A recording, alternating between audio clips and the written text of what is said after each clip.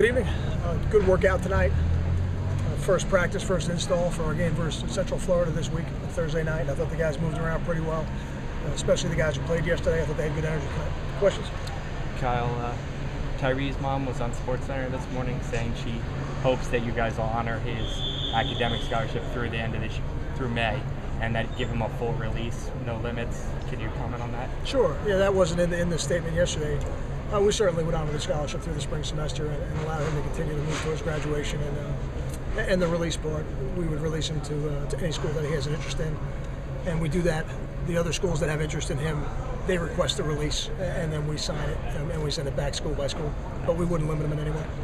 Javon said today that Cohen didn't apologize to him the day after the incident. I mean, do you know what happened there? Do you have any comment on that? All those things were addressed in the statement, so I'm not going to comment again on it. What's the specific challenge of Bortles? He's having a great year. I think he's 7th or 8th in the country passing efficiency. He is. He's a big, strong quarterback. He's got an excellent arm. Again, another quarterback who completes the ball at a very high rate. And what makes it even tougher is they've got two really fine running backs that they hand it off to. You know, in general, they're about 60-40 run pass. But when they get in 10 personnel with 4 wide receivers, then it's about 50-50. So he's a complete player. He's an excellent player. Are you worried about the fragile state of your defense, whether it's mentally or physically, going against another quality passing game, and really a good offense? I think they're averaging 35 points a game. They are, and I'm not worried about us mentally. I think the guys are very determined and very focused on this football game. You know, from a health standpoint, you're always on the edge at this time of year. A guy like Lorenzo Waters, we feel pretty confident is going to be able to go for us. Darius Hamilton was back tonight, so those are things that make us feel good right now. But when you get to this time of year, you're always 1 or 2 injuries away from being even younger than you are. Kyle, we've talked so much about the secondary in the passing game. Are you getting enough of a pass rush from your defensive line without blitz? I mean, enough from the guys up front? I think the teams we've played have done a really good job of getting the ball out quick. There were some plays, even yesterday, where we had a defensive lineman who was getting to the quarterback, and the quarterback did a good job of getting it out on time. And I've said that before. You know, teams who play us, they have a tendency to get the ball out quickly and trigger the ball pretty quickly. And I think now we have to adjust a little bit better than we have. In a short week like this, you know, with some injury problems, do you tone it down a little bit in practice? Is there a certain balance that may be a little different now as it was earlier in the year? Well, we have to install and practice all the things we generally do. What we take down a little bit is the hitting and the banging. And today we had the spider pads on. We didn't have the shoulder pads on like we normally would on a Tuesday. But in terms of the installs, everything we would normally install on a Tuesday is in right now. What did you see on film from Ruhan that made you want to elevate him to a starter at corner? Well, I see a guy who's productive, and I learned that a long time ago when I worked for Joe Gardy at Hofstra, because he was the defensive coordinator for the Sack Exchange of the Jets in the late 80s. And he always said that. He said defensive football is about production. It's not always necessarily about the percentage grade on how many plays he got right or how many times he was perfectly in the perfect spot he was supposed to be in. At the end of the day on defense, you got to make tackles, you got to get interceptions, you got to force fumbles, you got to be a productive player.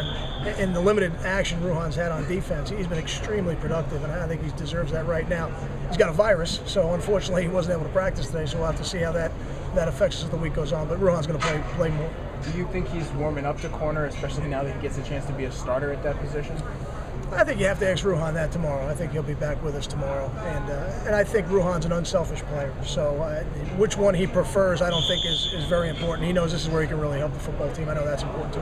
I know you said during the bye week you started preparing for like the final 3 opponents. Just kind of what's the process like with that, as far as obviously first focus Cincinnati, but you have that extra time. Just how do you look ahead? It's really more for the coaches to do some of the advanced scouting on the game. When you get to this part of the season, you've got a lot of game film, and you break down every game, but you don't necessarily use every game in your percentage breakdowns that you use to do your game plan. You try to find offenses and defenses that are similar to you. So we were able to get a lot of that work done ahead of time, and that helped us be a little bit more prepared tonight. So we didn't have to reduce our install. I mean, just on a week-to-week basis, I assume someone on the staff's probably already looking ahead, right? That's part of like the responsibility. Correct. Yeah, we have people every week who look ahead and have to do some of the breakdowns as the films come in, or else you would never have time to do it. Kyle, as far as the pass defense, is it too late in the season, too short a time to maybe overhaul the scheme, or so you have to start mixing and matching personnel? Is that what you're trying to do to kind of plug this?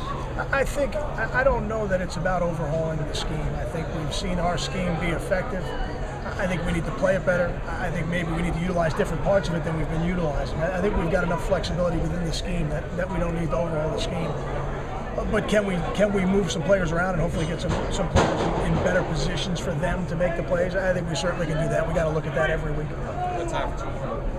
Do you worry about health on these short weeks? Because you've had several of them this year. I mean, is there kind of the more you have to worry about it throughout the year, especially later in the year as opposed to a September game? I don't know that there's a huge difference. I think this time of year, guys are all a little bit dinged up. I think that's just the reality of football. And when you play on these short weeks, it's our job as a coaching staff that we get our players to Thursday night feeling as good as they would feel on a Saturday afternoon.